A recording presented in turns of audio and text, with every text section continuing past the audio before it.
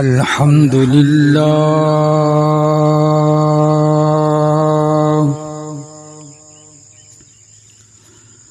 الحمد للہ نحمده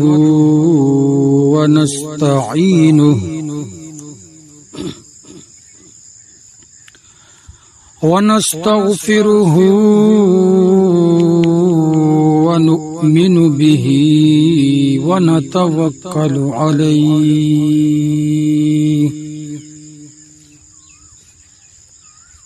ونعوذ بالله من شرور أنفسنا ومن سيئات أعمالنا من يهده الله فلا مضل له ومن يضلله فلا هادي له ونشهد أن لا إله إلا الله وحده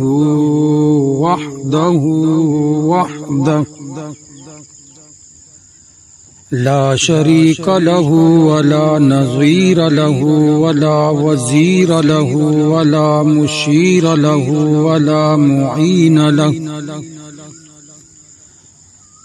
ولا مقارن له ولا مقاوم له ولا مداني له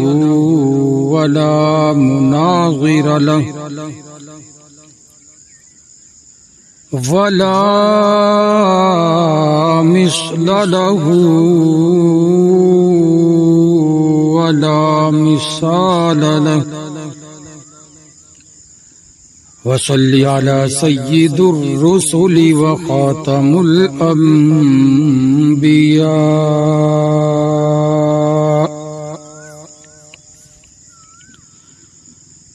وقال الله تبارك وتعالى في الكلام المجيد والفرقان الحميد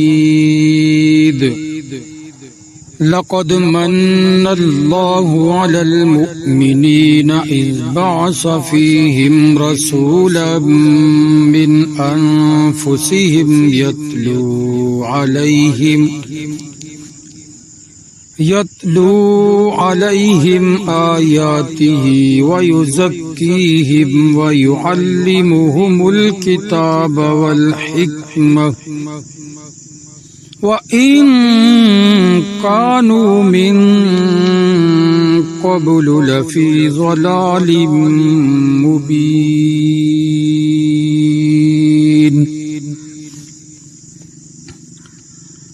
وقال في موضع آخر لقد جاءكم رسول من أنفسكم عزيز عليه ما عنتم حريص عليكم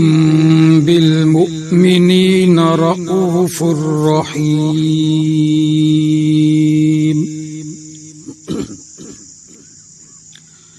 قال النبي صلى الله عليه وسلم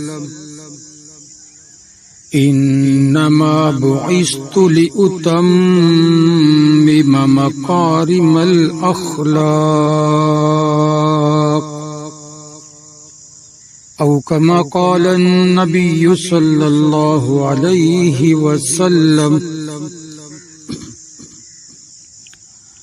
صدق الله مولانا العظيم وصدق رسوله النبي الكريم ونحن على ذلك لمن الشاهدين والشاكرين والحمد لله رب العالمين وہ آئے جن کے آنے کی زمانے کو ضرورت تھی،